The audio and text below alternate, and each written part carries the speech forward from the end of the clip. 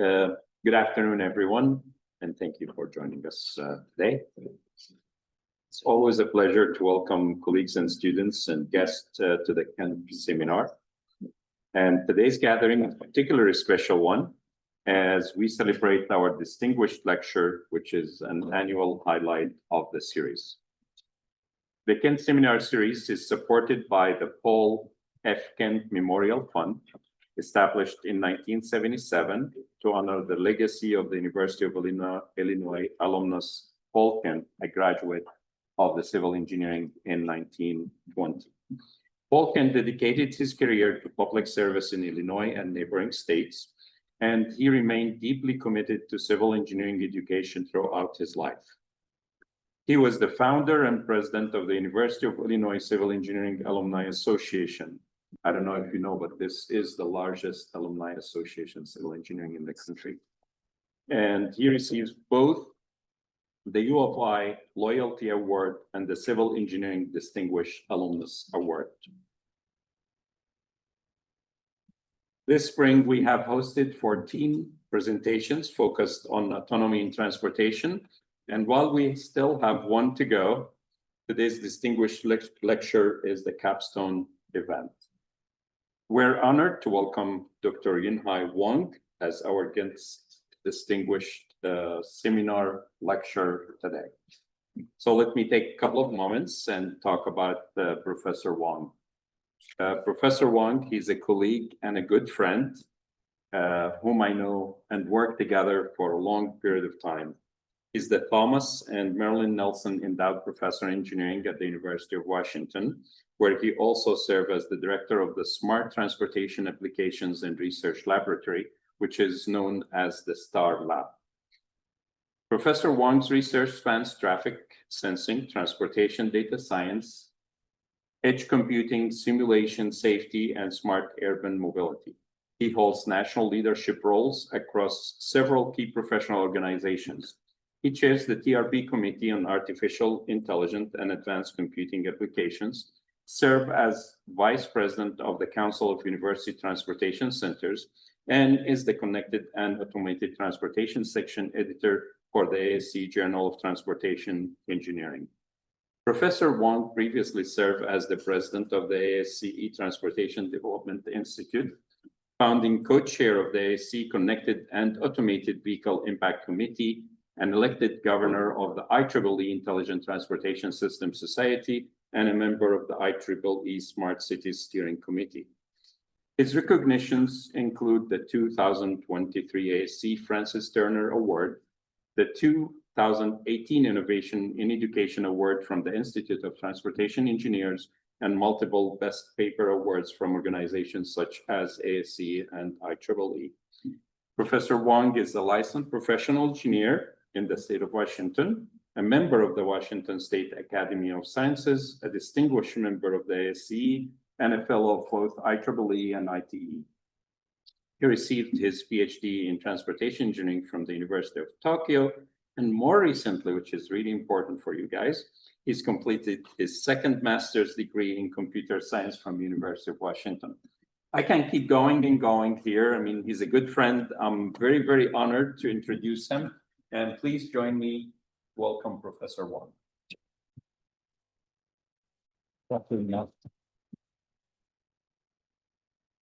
Thank you very much, Imad, for the kind introduction. It's certainly my great honor to be here to learn from this top one university in civil engineering, right? So I've been tracking the research of your faculty members.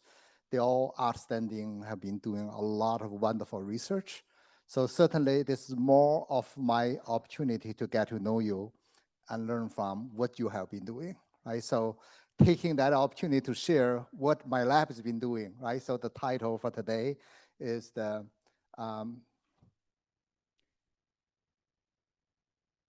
shaping the future of road transportation with customized AI and edge computing. So this is actually a topic with a lot of recent activities. Let me share from the challenges we're facing. This is actually a picture for the city of Chicago, right? Traffic jam is very common in the large cities. But in your area, you are so lucky, right? You don't have the traffic problem you have to deal with. The reason for this traffic jam is mainly because of the supply and the demand difference, right? So this is the amount of the roadway lane miles since 2080 to like 2022. That's only about maybe 10% growth. But the demand, like a vehicle miles to travel, that's like 110% growth. You see these gaps are getting bigger, right? So the dip here is actually because of the pandemic. So in the future, we want a system should really balance, right? So this is the current situation, the demand plus the new demand, and this is the existing supply and the new supply. Demand is way bigger than the supply. But could we accomplish a future system with the new demand plus the existing demand meeting or smaller than the existing supply plus the new supply? So what is the solution, right? So this is something I want you to keep in your mind. So basically, we don't have enough money to be building all the roadway systems. So this passed the bill, infrastructure investment and jobs bill, right? So we get $1.2 trillion. But this is only a small portion of the total amount of money needed. We need about $2.6 billion in 10 years to really bring the infrastructure to the reasonable level, right? So we're kind of behind. Another thing I want to bring up is actually transportation safety. There are about 40,000 people killed on the road every year. And compared to other developed countries, US is not in a very good situation. Looking at the pedestrian and the bicycle crashes, that's even more worrisome. So pedestrian fatality is hitting to about a 40-year high, while the bicycle fatalities is also showing a similar trend. So that means we have both serious challenges in mobility side and safety side. So before I start to talk my research, let's see quickly a video. Do we have sound here? But that's okay. I think, so basically, this is showing an accident on I-81 in Pennsylvania, happened near the Hydrogen exit. You see, actually, this is a person, the mic, this guy recorded this video. He was talking about, the mix of fog and ice making the visibility to 0. And see this guy's been waiting here, and then another vehicle quickly approaching. Yeah, so there's a sound there, but if you hear the sound, you will feel very nervous about what's going on. So basically, when we see these kind of challenges, and this particular accident got 50+ cars crashed together, 6 people killed. Can we have some kind of solution to prevent this from happening? So this video I downloaded from YouTube. It got over almost three minutes, but not from the beginning of the crash, not showing the end of the crash either. So that means the whole process probably will take like 5 minutes or even longer, right? Why nothing happened? Why didn't we do anything, try to stop these cars running into this big pile of crashed vehicles?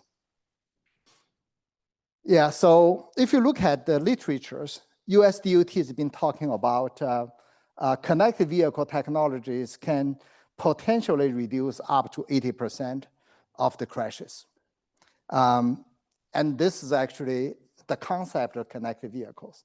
Maybe some of you still understand this particular concept started in maybe 90s, early 90s or late 80s. They talk about vehicle infrastructure integration. That's the earlier concept.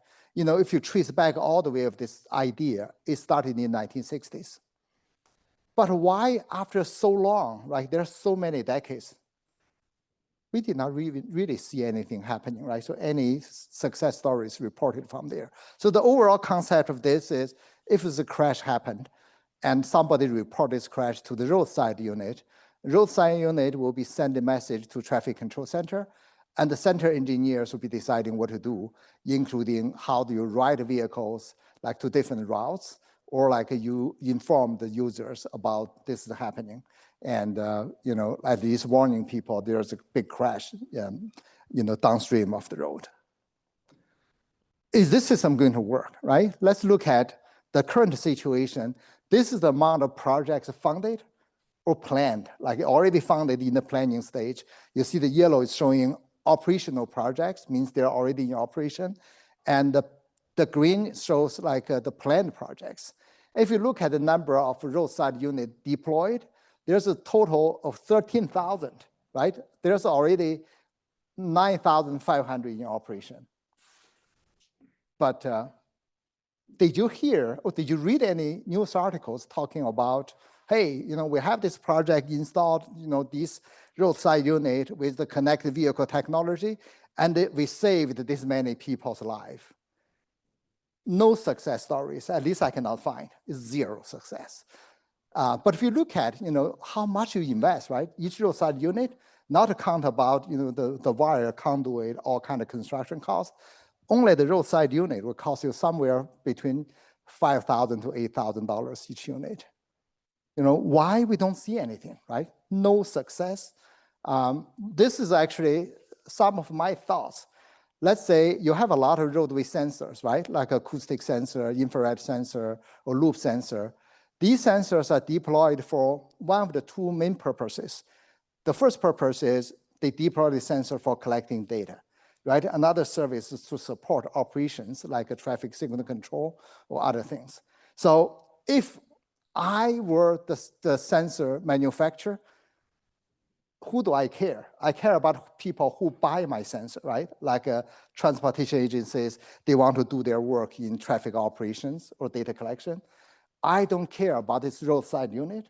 So how to support this roadside unit operations? So even this guy, you pay the money to install it, it does not have a feed. At least you do not know who actually provided data to it. Another question is, even somebody reported a crash to the traffic control center. They don't know where people are going, right? It's very hard for them to decide how do you route the vehicles to different roads. So this overall concept, I think, is really questionable. And plus, you have a rich city. The city may have no problem to put money in and build all the intersections with this technology. But the surrounding cities may not have that, and that's still useless. You cannot use that. Instead, you have to pay the maintenance fee, right? This kind of top-down approach has been lasted for over 30 years. And I don't see any, any hope. Because if people don't see the immediate benefit, how would they decide to do it when they see only the cost they have to pay?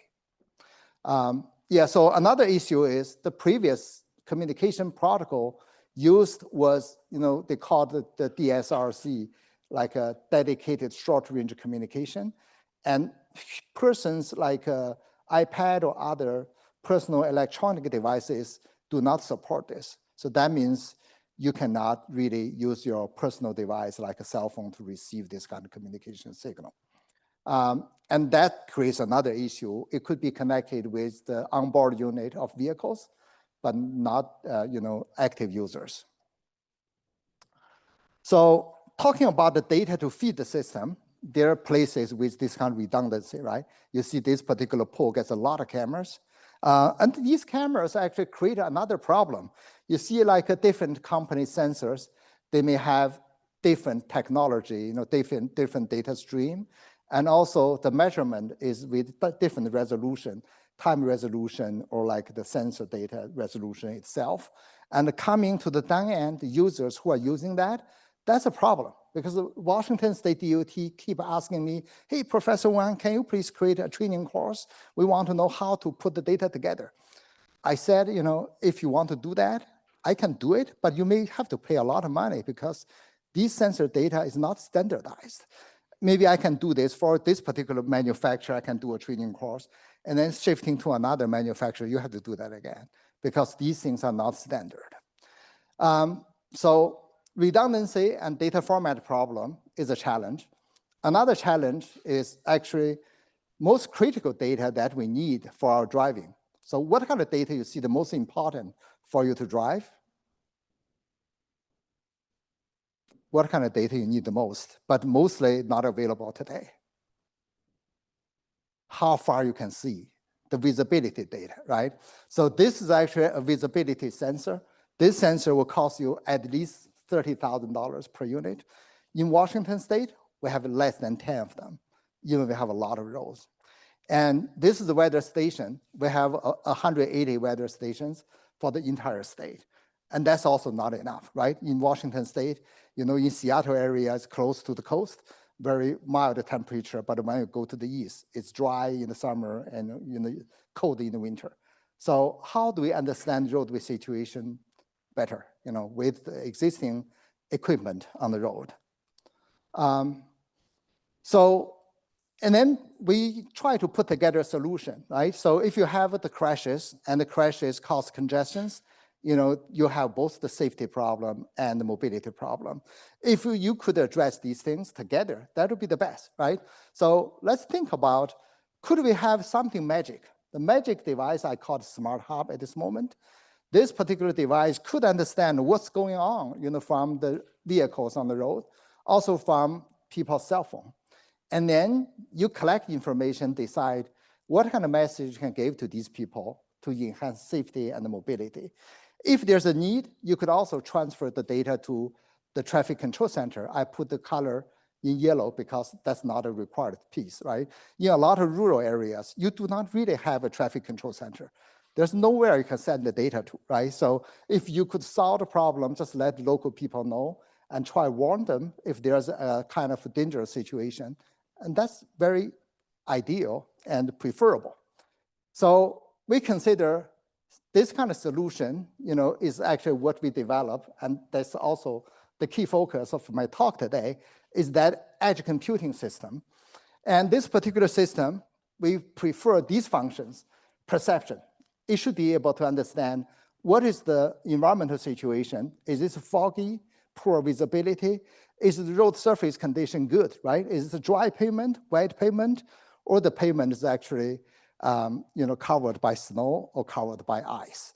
So these things are very critical because the vehicle stopping distance will be different, right? So another thing is comprehension, right? You need to understand, what does this mean, right? If the visibility is like 2,000 feet and the road surface is partially covered by snow, what are you going to do with this information? And you need to make a kind of a conclusion. Here is some message I need to deliver to the road users so they could be improving their safety, avoid the potential risk. You may need to interact, communicate with the user, and the user may also need to send the request to the system. You will be able to respond to them quickly. This is the responsiveness. So if you consider all these features needed by this particular magic device, and the best thing we need to do is actually edge AI. Have you heard about edge computing? Yeah, so edge AI means edge computing with the AI, and the AI model normally requires a lot of computing resources. If you want to make the AI function on a small edge device, you have to customize it. So here, let me give you a brief description. What is edge computing? Cloud computing, right? Cloud computing, you can imagine, there is a big giant computer in the cloud. It has unlimited computing resources. You can dump the data and can process it quickly. Edge computing is basically, like computational processing of sensor data away from centralized nodes and close to the logical edge of the network, which means you get the data collected at the local place and get the data processed there too.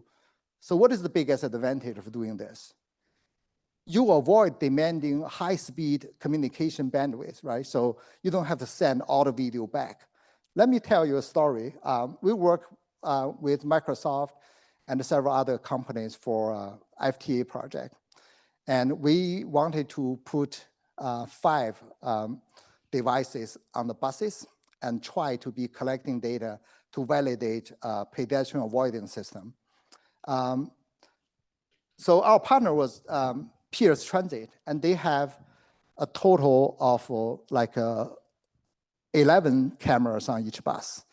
And we choose to work on 5 different buses. And Microsoft said, we can offer you free to use our cloud. And how much data do you need? I said, we have 11 cameras, and we need to get 24-hour video recording, and we need to record that for 6 months. And they said, oh, sorry, we cannot do that because that's going to be a lot of money, right? And the storage is the money, and also the communication will also cost you money. And that actually triggered our desire to work on some edge device. We collect the video and process that on board. We only send the most critical information, right? If there's an event, like a worth storing, we send that data and store. So that's actually the edge computing we see is hugely helpful. So that's how we get started on the edge AI. So there are certainly advantages, as mentioned, right? Cost effective, effective in addressing the growing demand for computing services and the data storage. It's also cost effective in data processing. You don't need to be getting the communication like a network in place to do this. But quite frankly, in a lot of rural places, there are not even cell phone signal, right? If you deploy that in the local road, you will not be able to use it if you need cloud computing. You have to be doing that local, and the edge computing will be the solution. It is well suited for large-scale implementations and rural applications, and the seamless privacy protection. So we've been working with Norwegian Public Road Administration for this, and in European Union countries, they do not allow any image to be sending out from the data collection device. So basically, we collect the video, we process it, only sending, for example, travel time or number of vehicles without sending the image. And that is actually the privacy protection needs, right? So in European countries. And the cloud computing will not be able to do that. You have to transfer the data out in order to get the information processed in the cloud. And this also have the prompt local response. That's also highly desirable. Because if you do like a connected vehicle application, you want this process time to be in milliseconds, right? Not like you transfer this data to the cloud in 1 second. They process in 5 seconds, getting back in another 5 seconds. And this is unpredictable because, like a network condition may change, right? But in this situation, for connected vehicles, you want the quick response, right? So that's going to be creating a lot of uncertainty. But if you do edge computing, you will not have that problem. So here's the system we put together, and the system is called Mobile Unit for Sensing Traffic. In short, we call it MUST. We call this MUST technology. It is an innovative IoT technology for comprehensive traffic sensing and vehicle to everything applications. We integrated technologies like computer vision, environmental sensing, sensor fusion, like edge computing, and also customized AI in the system. So let me give you some examples about what we did. If you have any questions, feel free to stop me, okay? Otherwise, I'll just keep going.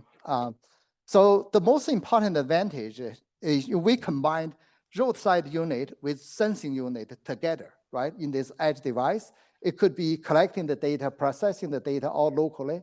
So you know exactly the kind of information you collect, and the time resolution and the spatial resolution is all controllable. So you get one data stream, you do the analysis, supporting decision-making is all easy. And this can also be interacting with the roadside device or like a traffic variable, like a message sign. So this become a control unit, sensing unit, and also communication unit. So Imad will know this very well. When you design payment, you want the vehicle classified volume, in like one of the 13 categories, right? So this data has been very difficult to collect, and the Federal Highway requested DOTs to provide this data, and they put like loop sensors, piezo sensors, try to count how many axles, right? But we use this edge computing technology. We deploy the sensor at the location they want data to be collected, and we got this really well done. You see, actually, here's the accuracy of the data, and the best, claimed accuracy so far, like 96%, and we beat them. You see, like just using machine learning and also vehicle recognition, we're able to collect pretty accurate data. Now we're challenging in the nighttime condition, what should we be doing, to also get very high resolution data. And these are all the functions with the particular master sensor. Master sensor is basically an edge computing device. Just like your cell phone can install different apps, right? You put different apps there and you can work for different purposes.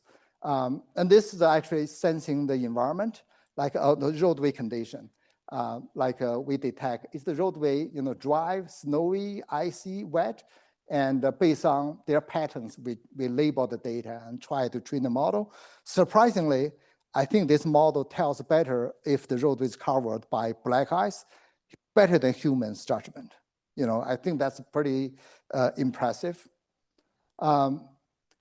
We talked about this visibility sensor is very limited, right? I'm not sure about in Illinois, but in Washington, we have less than 10 such weather, visibility sensors. How about we turn the computer vision, using surveillance video camera to get the image and then process the image, try to get the visibility data. So you see, this is actually original image. And we extract this kind of scattering map. So basically, there are a lot of airborne small particles affect you seeing the roadway clearly, right? We extract that out. You see, actually, this is the background image. That's the true image. Looking at this density, we're able to measure what is the visibility in this particular situation, right? If you can make each surveillance video camera to be a visibility sensor, and then you do not have to be spending a lot of money for this. You can provide the visibility information in almost everywhere, right? So this is actually the kind of accuracy. For the practical use, I think this is sufficient, to use for the kind of scenarios like I showed you earlier in the video. If there's any visibility challenges, you could, do something, right? Close the roadway, etc. So far, most of the agencies have been collecting travel time data, like a vehicle OD data based on license plate reading. But almost everybody don't like, having their license plate being read, right? So this is actually using the Edge AI, try to collect based on just how the vehicle looks like. You see, actually, this is showing vehicle from different angles, right? You see this vehicle 441, this 440, let's say this 399, 390 show up at different angles, right? Even there with different angles, like a different lighting condition, we're still able to identify, this is the vehicle showed up earlier, right? And this accuracy is about 90%. And we're going to be deploying this to the US-Canadian border, try to measure how long people have to wait to cross the border. And that's very useful for people to choose the right port to cross. So intersections, interactions of vehicles and try to improve traffic safety is another very important thing, right? So this particular application, we detect vehicles' location, tries to estimate if they're in the kind of dilemma zone, right? And also estimate the potential risk of being trapped in the dilemma zone and try to estimate the chance of a near miss. Only with those functions are not enough, right? So we actually also build this kind of app so people can put the sensors up, right? This is actually the particular application in the city of Bellevue's Mount Lake Boulevard. So in this particular corridor, it is very close to the forest, and there's also close to the lake. Very often in other places, you don't see any icing problem, but in this roadway, there are ice, and the slope for this road, some section, you get over 10% slope. And often you see black ice in this area. So there are a lot of crashes happened. And what the city did was putting up more cameras. They have a surveillance camera on every utility pole. And I said, hey, you guys invest a lot of cameras in this place. Was this helpful? They said, we are too busy. We don't have people to watch it, right? Normally when they watch it, some crash happened and they try to see what happened. But we propose this. If something dangerous is detected, we let them know, right? So this is actually the alert. We found actually there's a kind of a long queue generated, and it could be because of an incident. It could be because of other things. And they can pay attention on what's going on. They can also use this app, try to see what's going on at each camera location. And this particular application with a very good success, and then we outreach to a local tribe. This Yakama Nation tribe is the most dangerous area in terms of traffic safety. Highway 97 got over 20 serious injury crashes every year. And we proposed them, let's try our new technology. And they say normally their tribal council make the decision, never unanimous. But when they propose this up, they got a unanimous vote. And we put the sensor up at this intersection with 7 people killed in 20 years. And that's the deadest intersection in Washington State. We put this up, and there's a lot of local interest, right? They report this widely. And after about a year, we actually see a lot of interesting things. For example, this intersection, we have over 70% of vehicles are either trucks or big agricultural vehicle. And the intersections are obviously not designed for this kind of big vehicles. And there's no pedestrian marking, right, for pedestrians to walk, but the tribal people do need to walk to their work, just on the shoulder or crossing here. And there's a lot of the days this intersection has very poor visibilities and the very hazardous road surface conditions. So after finding these, we get a safety improvement plan, and we actually get the SMART grant for this. We're given $2 million. We're going to be, or $1.5 million. We're going to be doing some improvement, make the sensor cover more area to see how we could improve the transportation safety at this particular location. And this effort got recognized by Federal Highway. We received the Innovative Project Award. And this is actually Yakama Nation Safety Coordinator. She got there to pick up the award from Joe Conway, who was the Federal Highway lead in this tech transfer program. I think that this project also received the best all year round for 2023. So we feel this is a big encouragement. And with the new money, we're going to be covering 60 miles of corridor. Like, as I said, this 60 miles of corridor section had over 20 serious injury crashes every year. So hopefully with the technology, we can improve that significantly. Because the technology demonstrated its value, some of my students, they started a company called AI Vision. Maybe this is their logo, right? You look at their logo, you look at this, the Starlab logo. What happened? They stole my A to their company. And I think this is a smart way. You see this AI, right? And it also looks like a road. I think that shows they're doing some transportation work. Actually, I feel, technology transfer, starting a company, try to push your technology into practice, has been really, really rewarding, not only for my students and also for myself. And the company got widely recognized. They win like the top 5 like startup company label from like in the Intersection Roadway Federation. And recently, the sensor technology is being deployed in 50 plus cities. And the most recognized one is this one, like the curbside management project with New York City. And they deploy the sensor in Midtown. Like I think 3 sensors are there at street, I think 74, 77, and 80. If you go to downtown Manhattan, not downtown, Midtown Manhattan, it's very, very complicated situation. Often you see multiple vehicles parked, like double parking, even triple parking, and they are trying to address that challenge. And hopefully they will be successful. And certainly I see like by doing these things, you apply the technology, you collect the feedback, you see how you improve it, you improve your technology and close the circle. I think that's really, really rewarding. I really encourage you to make a try. I visited ICT this afternoon. I see there are very interesting technologies, I think, with the potential to push into the practice, right? So I would encourage you standing up, carry that into practice. But another thing I want to tell you is 90% of the companies die in the first year or so, maybe, but it doesn't mean because the failure rate is high, you should not try it. If you don't try it, you will not become that 10% or 1% later, right? And this company survived for 3 years already. So Edge AI is what we did. And I also believe that's going to be a very promising future technology. And I want to share with you quickly about this technology and the challenges we're facing. I will try to finish about 10 minutes, and then we leave 15 minutes for Q&A.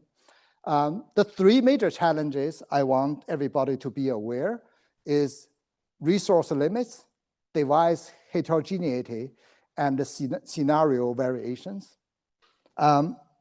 Let me show you this particular chart, right? You understand what I'm talking about. When we talk about cloud computing, you have almost unlimited computing power in our perspective, right? For the AI companies like ChatGPT, they will see there's still a limit, right? Because they want to compute so big models. See, let's just simply look at the A100 GPU, right? They have 432 tensor cores, but this one has only 128 core, is the NVIDIA Maxwell architecture. And the computing power, there's a 472 GFLOPS. Anybody know what is FLOPS? Working for operations. Yeah, per second. Yeah. So this is a gigabyte, this is terabyte, right? So this is way powerful. And in the cloud, you may have thousands of these cars, right? But on the edge computing device, that's all you have. So this is basically the kind of differences you are dealing with. Maybe you can consider you have a football stadium, the space you have, and the edge computing, that's maybe a drawer. That's all the space you have.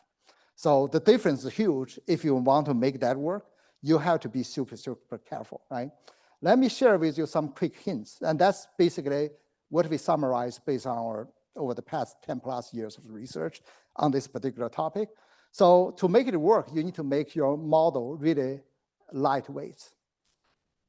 Otherwise, it will not be able to operate on the edge device, right? So, and one important technology you can use is the so-called knowledge distillation. So this is like you have a big model, and you apply the knowledge transfer technology, try to distill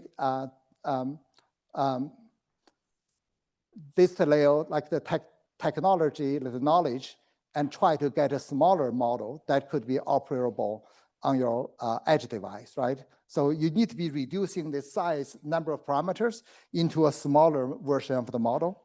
And that process is called knowledge distillation. Another technology is small architecture design. How many of you are using ChatGPT? Are you paying the $20? Yes. Yeah, so how often do you use the mini version? You use the mini version or use the regular version? Yeah. So mini version, the major difference is the number of parameters, right? So we're also deploying that on our local machine. So the small architecture design is basically you try to use a smaller version of the model, just like ChatGPT and ChatGPT 40, like 40 and mini, right? This mini version is more deployable, but certainly you have to balance, the kind of accuracy and efficiency, right? And your computing power. Model quantization, this is basically when possible, you want to reduce the computing accuracy, right? High resolution floating like a type of data drop to lower resolution. So that way you can save a lot of space, right? Maybe you need 8 bytes to represent a number. Here you can only need maybe 1 byte. So that can save a lot of computing also. Like a model pruning, so this is when you have when you do linear regression, for example, you get maybe a lot of parameters you threw in, and later you found, only maybe 3 or 4 of them are significant. For those less significant ones, you can remove them, and this is a similar idea. Just apply for the model design. Another important thing for making the edge computing work is the optimized computational resource usage. You have like a memory, like the power of CPU, GPU, right? So here is an example, right? So this particular methodology is trying to use like from static to dynamic memory management, like a useless data removal, code hierarchy reduction. So this is actually the amount of reduction you can get. Actually, at the end, you can see maybe only about 40% of the memory is needed. And for the smaller device, you have such limited memory, right?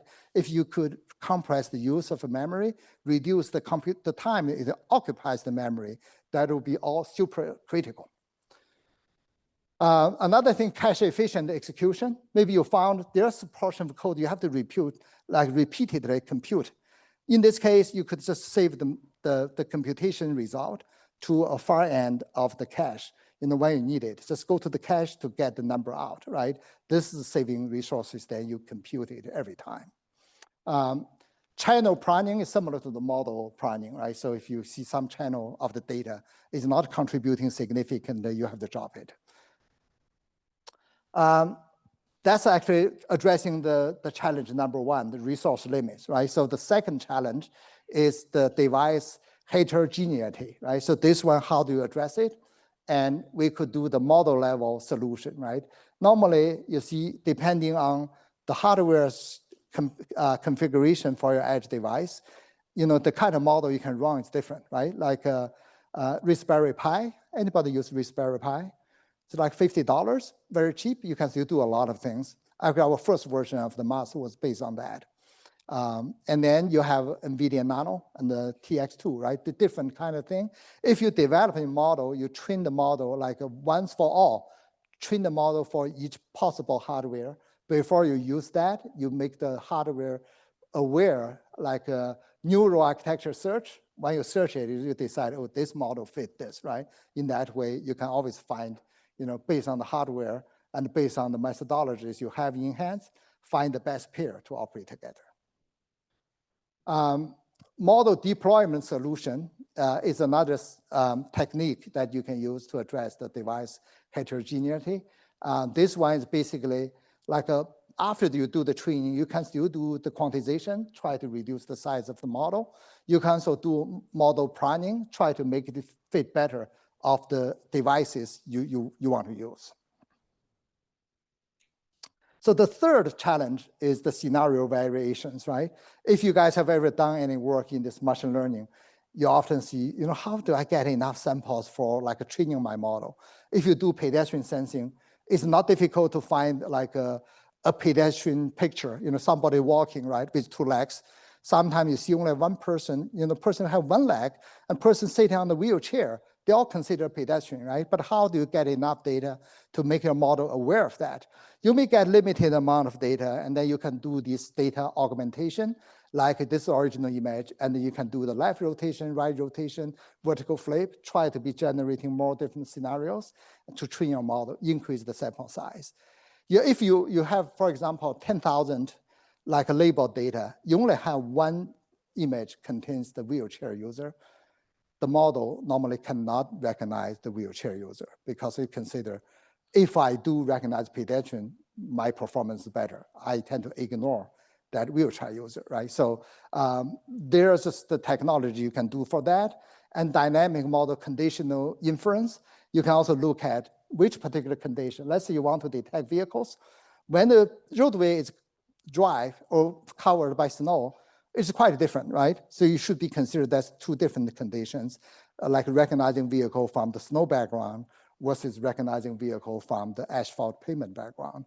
So it's very different, and you could certainly get a model ready and find in which condition it will work the best when you do the real world applications. Transfer learning, meta learning, that's also something, like you get a lot of model trained in the location with a lot of data. When you try to apply to a different scenario, you can do like a transfer learning, or like you can do multi-model sensor fusion, right? Each sensor may be good at detecting something. When you put everything all together, you can have a much better understanding about the surrounding environment.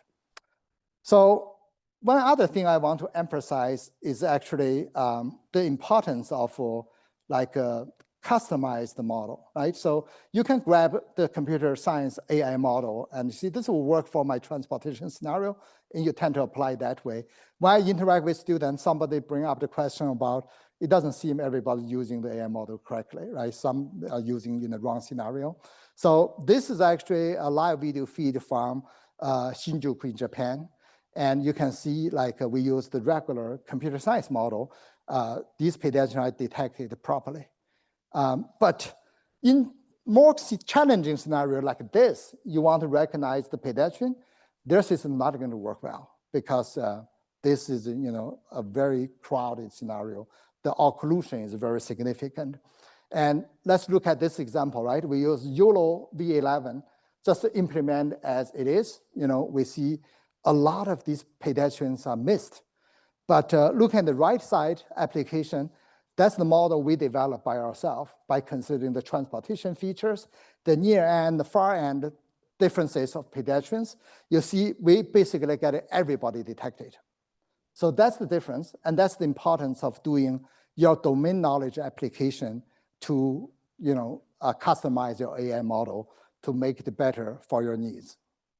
So here are some details about what we did, right? Like the input image, and you do the encoder decoder process, get the initial density map, and also use this density map segment and the clustering, get the segmented plan. And in this area, you see people bigger, and in the area, people much smaller. You try to use different approach, try to get the number of pedestrians out. And then this is really something we did for the last video, and you see our video performs like our computing method performs a lot better than the regular computer science method. Now let's go back to this image, right? We see the 50 plus car congestion, like a collision.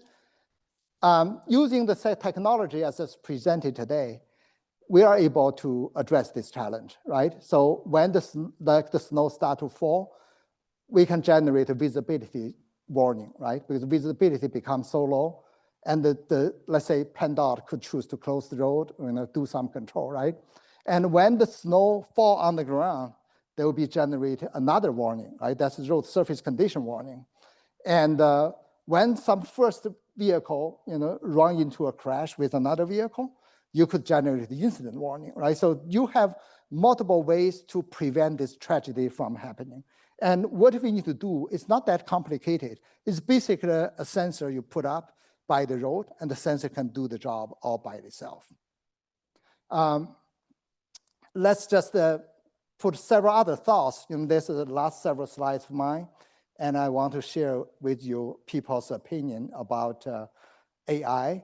And this is a survey, right? You can see, even in my experience, AI model works way better than the classical video image processing models. I've been doing this since 2000. And the classical model, when you change the setting scenario, everything seems to be not working. But this machine learning approach works so much better. But there's still people more concerned with using the technology than excited. There's quite a significant amount of people having this kind of opinion. Like what they are concerning about, like ethical concerns, job displacement, safety and reliability, transparency and accountability, misinformation, manipulation, security, economic inequity. So these are the people's concerns. Like Elon Musk and Bill Gates have very different opinion about AI, right? Bill Gates is more supportive. Elon Musk has a lot of concern. And I was invited to go to talk to the Research and Technology Coordination Committee of the National Academies in December 2023. At the moment, before I go ask ChatGPT, please generate an image for me. I'm going to go to talk to that committee, and that committee has like 13 people. And it generated an image like this. And I told him I'm Yinhai Wang, right? So he should know that I'm a Chinese, but he generated somebody like from maybe Mideast. And I feel this is not right. I said, I do not like this image you generated. Please generate it again. And this is what it generated for me. So the podium is on the table. And that's the AI. Should we worry about the AI and they're threatening human? I think no. Just go ahead and use the AI and benefit from that, right? So I said, this is ridiculous. How could the podium be on the meeting table? So I apologize. So ChatGPT is very good at apologizing, right? Yeah, there's just a lot of problems with that. I think no worry. Don't be, missing the benefit when you worry too much about, the potential negative impact of these technologies. So look at the US DOT's contract spending, right? Over the period 2000 to 2021. So US DOT is the bottom. I think in 2021, they started to increase. I think they were somewhere there, but still far behind. So that's why I consider in the coming years, they're going to increase the spending. If you work in this field, you look for a job, I think AI and AI application in transportation is going to be promising, at least more promising than any other fields you want to work on. And look at the amount of publications, right? Like this is actually from the Google Scholar. If you search AI and transportation as the keywords, this is how this is increasing. In 2008, you have 464 papers. And in 2024, you got 62,000 papers. If you want to get your paper very well cited, and this is the field, right? If you're not in this field, you're the best, but only 10 researchers are doing this. And that's still very hard to build, your popularity of research. In summary, edge AI has been proven effective with a huge potential in improving roadway safety and mobility. I hope you are convinced after my presentation today. And edge AI empowered system are the future key elements of the smart infrastructure system. Because today's system, they put like a lot of things like the communication network, all these things not available in the rural area, right? So how do you count the system to work well with the limited amount of resources you could invest? And transportation domain expertise are essential for successful edge AI applications. It's not like you grab a model, use it. You could do that, but maybe you're paying way more money than you should, right? Because a lot of unnecessary computings are still there. If you cut that, you can save a lot of money. And research spending on edge AI method and development are likely to increase in the coming years. So that's my conclusion. And this work certainly I'm presenting is over the past 10 years effort with my team, right? That includes my PhD student and postdoc, and also including the sponsorship from all these organizations that like WashDOT, Federal Highway, even Norwegian Public Road Administration and Patron Center. So that's the presentation I want to share with you. Thank you very much.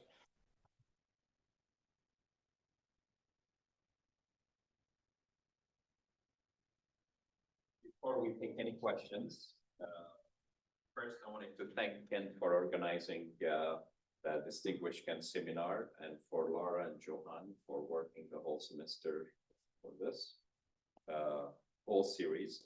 And on behalf of the Ken Family Fund and our faculty and students in the civil engineering, I'd like to present you with the distinguished Ken lecture.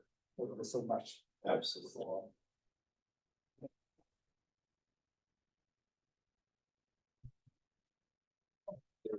Now you can take it again. All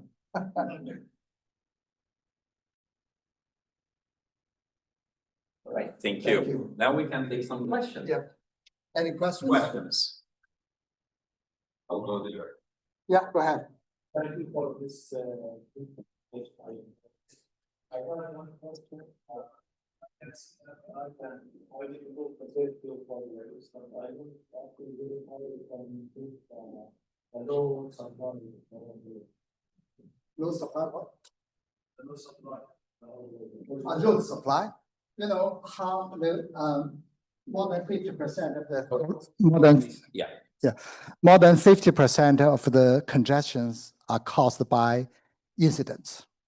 Yeah, if you could prevent incidents from happening, or like you could reduce the amount of time, the roadway blockage, I think these are all contributing directly to the roadway supply. And this is the first step. We're also working on another technology called smart road stickers. So we could dynamically control how many lanes open to each direction. Let's say you have a 3-lane, like each direction road, total 6 lane. And roadway design is always equal capacity, but the demand is never equal, right? Particularly in the big cities, in the morning, there are more people driving to downtown. If you could configure the roadway to be 4 lanes go to downtown, 2 lanes exit downtown, and in the afternoon do the opposite, I think that will be, without building new infrastructure, you can manage the traffic demand much better, right? So I think that's how these technologies is going to be boosting also the mobility. Yeah. Yeah. Thank you again for your presentation. How can we convince agencies that edge computing can be as safe as centralized computing? You mean the potential security issue with the edge computing? Yeah, I think in general, edge computing may not have a common, like a security solution, like a desktop computer or cloud computer. But because edge computing is staying away from, most people's regular usage, so that's still relatively straightforward to protect this edge computing device. And the edge computing, you don't send like a lot of privacy sensitive data out, right? So that's certainly protecting the privacy. That's a good place. Receiving like a people's maybe potential attack, their Internet of Things general security solution should apply. Like we have deployed this, we have multiple different kind of security solutions. For the master sensor that we developed, it has the hardware solution, software solution. There are plenty of things that are being applied. Yeah. Do you need it? Maybe it's unlike people may need a kind of. Let me can use that one. Thank you, Professor, for the presentation. I just have a quick question. I was convinced that this technology, like the smart sensor hub, is more feasible maybe than autonomous vehicles for now, just for the computing reasons and stuff like that. But I'm just wondering, one thing is missing, which is like the decision making. I feel like the autonomous vehicles, when they receive the data, they will also like make a decision, or like park on the side or do something like that. But when we just receive the data using some sensor hub like this, the decision making is missing. And if a person just receives a message that there is snow or whatever, they should still make the decision themselves, which might not be a good decision at the time. So I think I'm loud enough as a professor. So yeah, I think you brought up a very good question. At this moment, autonomous vehicles are not truly autonomous. So I had an interaction with, very high level, engineer at, I don't want to mention the name, but some most recognized autonomous vehicle company. And I said, when do you expect level 4 or level 5, like autonomous driving? They know that's not possible. And they say, why do we need level 5? And I thought, didn't you want an autonomous vehicle? If you want autonomy, you want that fully autonomous. But one important thing they cannot overcome is when their sensors are blocked by maybe snow or mud, right? And they just lost the sensing capability and the vehicle were lost, where they are and how they go. But if you want to get to level 5, you have to make that connected to the infrastructure, right? We don't want to make decision for every individual. You make the person, say you want this vehicle to be going this route, that guy may don't follow you, right? Even like you guys all learn about user equilibrium, right? If everybody following the cost, they will be distributing that way. But in the reality, that's not the case, right? So I think you provide the information to the user. If their decisions based on the true information, I think that would be helpful for them. Let's say downstream, there is a roadway section covered by black ice. When the driver receives that, you may tell the driver drive at 5 miles per hour. The driver may follow that, right? If they don't follow, maybe they're likely to get a departure accident. And if the vehicle and the infrastructure are communicating and understanding what's going on, I think they will definitely improve the safety for the autonomous vehicle or connected vehicle. And for pedestrian, human decision is always very diversified. The same simple thing I always argue with my wife, right? She never agreed with me on those things. And sometimes I have to trust with her because you want a peaceful home environment and she always the boss and making the decision. You should not say that. They are mostly not married. So. Yeah.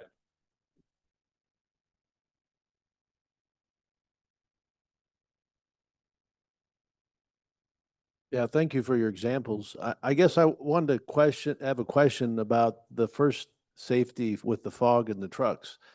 Why not just use the radar technology that already exists and some V2V communication with the new cellular protocol, because then you don't need fixed sensors, roadside units, because I don't see how a camera system is placed everywhere to avoid crashes. Unless I misunderstood what you were proposing to do. Particular scenario, are you The first scenario where you said we need to solve this crash and have warned drivers. So my question is, why not use forward-looking radar that already is on vehicles that can then send communication to other vehicles that there's a collision going to happen or already happening in front of you? I think there are two different parties in this important game. One is the agencies, right, who owns the road. The other is the private sector, maybe car manufacturers or the owner of the cars, right? The owner of the cars can certainly decide whatever technology they want to use in their vehicle. But I'm pretty certain most people may not want to add any new sensors, right? And from the agency's perspective, how we could help improve the overall safety condition. Let's say if the vehicle equipped with the LiDAR sensor, they can measure the distance. Yeah, let's say radar. The LiDAR won't work in snow. Let's say radar, whatever the sensor they have, but the driver would be aware of that, and the infrastructure may not, right? And they may detect something is a vehicle in front of them. It could be just some dropped object, maybe a furniture dropped on the road, right? So they may not be able to tell, is that a vehicle or other thing, right? And how would this benefit the people who are coming? There's a third of the traffic crashes. It's because some crashes happened, created bottleneck, and then vehicle run into that. So Sure. Your scenario would be good for the first place of the crash, and for preventing the new crash, I think that you need the infrastructure support. Why not V to V? The new protocol, V to C, C to V to X. This Yeah, it used to be right. with, yeah. Yeah, but the problem now is, let's say, most of the roadside unit installed are not being actively used. I seek for, before I come to do this talk, I also search what kind of applications I can download. I found the most used V2X application has about 100 downloads. And I searched what kind of success story people reported from the existing projects, and zero. The only thing you can find is the research team finished the project, have a report, right? I think these technologies are great, but the way we implement the technology will make the final result very different. Let's say the methodology I'm proposing is bottom up. If you see this roadway curve is very dangerous, you put the sensor up, the sensor is monitoring this roadway condition and reduce the number of crashes here. And then the agency will say, oh, this is beneficial. I put another one up at another place with a similar problem. Everything they invest will see the immediate benefit. But if following the current US DOT method, you just deploy all the sensors covering the entire corridor. I remember in Seattle area, we have about 100 miles deploy these things. And the King County Metro did that. They said, hey, let's promote use for that. And how do we use that? That was 10 years ago, right? I think if you don't see anybody else deploying the same technology, the roadway network is covered, you don't want to make the investment. But getting every place covered by that, it's a huge amount of investment, right? Before everybody get that all together, maybe the older system need to be replaced and need to be actually spending a lot of maintenance dollars too. Okay. Yeah, so I think I could be wrong, but I tend to believe my methodology will work better. Right. And I think that would be the last question. Thank you very much, Professor. Can we use this technology to detect imminent earthquakes and preclude such fatal car crashes on the road? Actually, the technology I presented, you can consider the master sensor is your maybe iPhone or like my Android phone. And different application I show you is the app. And we've been using the sensor to detect actually interesting things. Washington State DOT said they see a lot of vandalism, happening on their traffic sign. They say, can we help them to detect that? And the company, they put an app there and watched up to multiple cameras, seeing the traffic signs.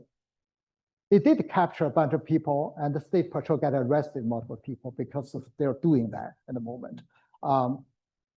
So we also use it to monitor like the wildfire, near the roadway. Another thing we're working on, but it's not done yet. We got a TRB highway idea project. We developed the kind of sensor monitoring like the snow packs movements, detect the avalanche, right? If there's sensors moving all together, the sensors is communicating with the master sensor. If the master sensor receive that and have a reason to believe there's an avalanche happening, they will see how many cars get into this area, and they will let people know. You may be probably 3 cars buried in this area. You got to come to rescue. So there's a lot of potential, and that's why I'm here to show you this technology.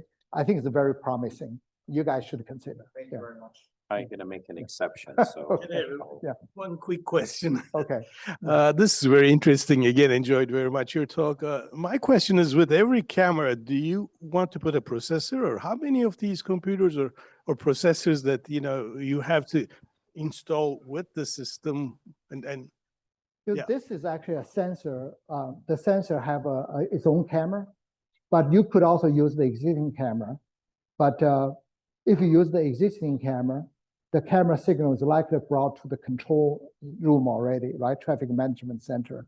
So you could deploy the method to be collecting data, detecting like different kind of variables of the traffic. But the best is to use this particular sensor with its own like environmental sensors. Like we got the request by some agency, like detecting, they want to detect some special variables, like how many people walking around in this particular area, just like the vandalism, like the roadside parking activities.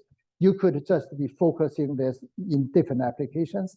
The general approach is like you have the system there, you can run this particular app. You may not be able to run everything because that's such a small device, right? But we have also the US DOT Small Business Award asking us to use the existing camera to detect dilemma zone. If vehicle be tracking there, we use their camera and just try to use the device to do that, and also okay. But certainly it's more flexible. You carry the camera, you deploy the location you want, right? Like WashDOT want us to collect this kind of 13 billion vehicle volume because they say some places they need the data, but no staff want to go because it's very dangerous, right? But you can bring the sensor there. You can have a pickup truck, put on the truck, you plug into the truck's outlet, and the sensor can work. But in rural areas, like how many cameras, one processor you need to connect eventually for getting edge computing to work? So at this moment, each unit carry 1 camera. It will be processed locally. And we're also working with Amazon and T-Mobile.